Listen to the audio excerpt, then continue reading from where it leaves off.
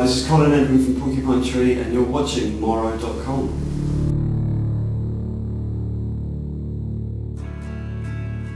It's basically the very common in England, for example, when there's a road accident, for example, they have they have a sign that just says police incident, right? And the idea behind the incident is that it's the piece itself, the 55-minute kind of first disc of the album, is based on the idea that there's, you know, a lot of language in the media, like incident is a kind of neutral sort of word that doesn't really have any kind of thing to it, you know, it doesn't make you think of anything, but for actually the people concerned in a road accident, it could be something particularly tragic, for example, you know. So there's lots of occasions where the media, they kind of depersonalise, and I guess they have to, kind of, you know, depersonalise these kind of tragic events and sometimes even quite enormous, really big, bad things that happen to people are just, you know, like collateral damage is another one that springs to mind, you know, when they talk about Afghanistan or something, you know, they talk about collateral damage, but it might be a whole village of people kind of, you know, with loads of people wiped out in the village, and it's this very dispassionate term. So the incident itself, the musical piece has some themes in it, like the first track is about a religious cult, and it was inspired by a mass suicide of a religious cult, and there's there's the incident itself, the title track, which has got, you know, road accident imagery going on, you know, which is the original kind of inspiration behind the piece. So that's really what it's about.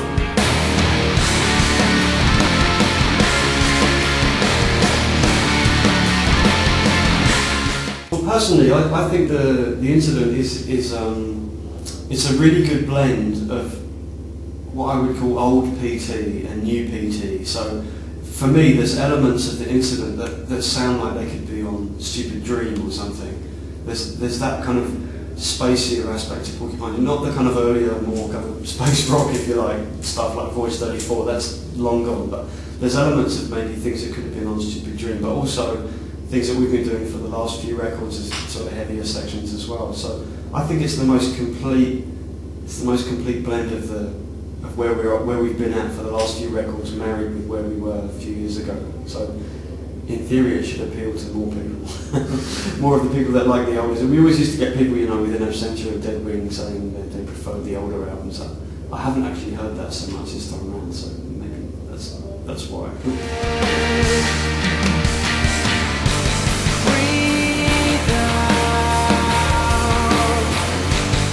No, I understand that. I don't have myself such a problem with that term, especially now. It doesn't seem to be like so much of a dirty word these days, you know, progressive. It's more the case that years ago, I think, you know, until quite recently, that the term progressive was applied to a lot of music that was really quite backward looking, you know, and very retro, and that's something we've never seen ourselves as being, you know, regardless of the concepts, you know.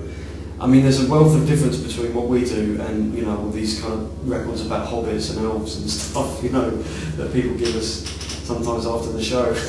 So, although, yeah, for sure, I would say, yeah, it is progressive, but it's more like, it's more modern, you know. Like, there's bands like the Mars Volta and Radiohead even have progressive elements like Muse and stuff, but it's not seen as a retro thing, and I think that's kind of where we had a bit of a problem with the term in the past. You know, we didn't want to be associated with a Genesis tribute band, or, you know what I mean? It's a different thing.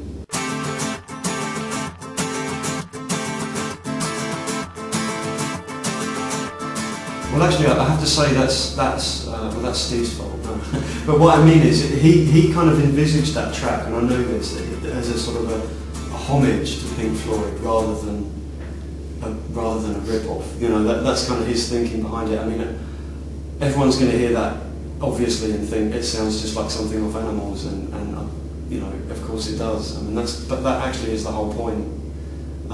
It's a very personal thing for him, connected with Pink Floyd being such a big influence of his. So I thought it was quite audacious, you know, myself, but it's a good track, so, you know, I went with that myself.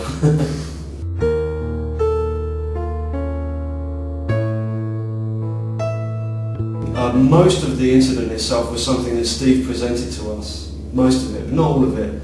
But it wasn't in the form you hear it on the record, so everybody's had their input and their kind of take on what's going on, and you know, Gavin's put drums to it, and Richard's put his keyboards, and I've done bass and stuff.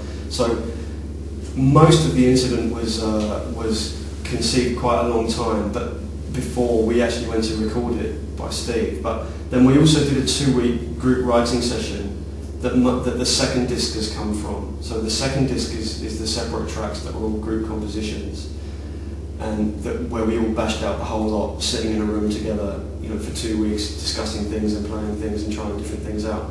But also the very last track on the incident, a couple of elements of that came out of the band sessions as well.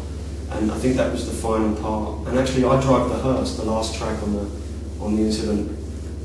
That was something that Steve came up with during the writing session, and we just played it, sat in a room together and played it. And what you hear, from my point of view on the bass, with that particular track, that's the actual performance, was about the 3rd time I played it. And I tried redoing it and I couldn't, you know, I went to a studio to do all my bass parts sort of months later, and thinking I could get a better result, but actually what I played spontaneously sitting next to Gavin and with Richard in front of me and Steve on the other side of the room, all playing together with headphones on, just sounded much better. So there's elements of the jam made it onto, you know, I say jam, the group session, where it was meant to be kind of spontaneous and something that we would all redo our parts and polish them and stuff. But we've ended up with, I know Richard kept a lot of the keyboard parts as well. Steve kept, there's things you can't recreate when you're all together, you know.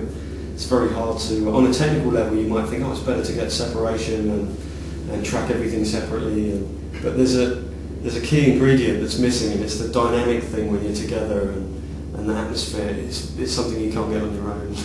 It's a mysterious X factor.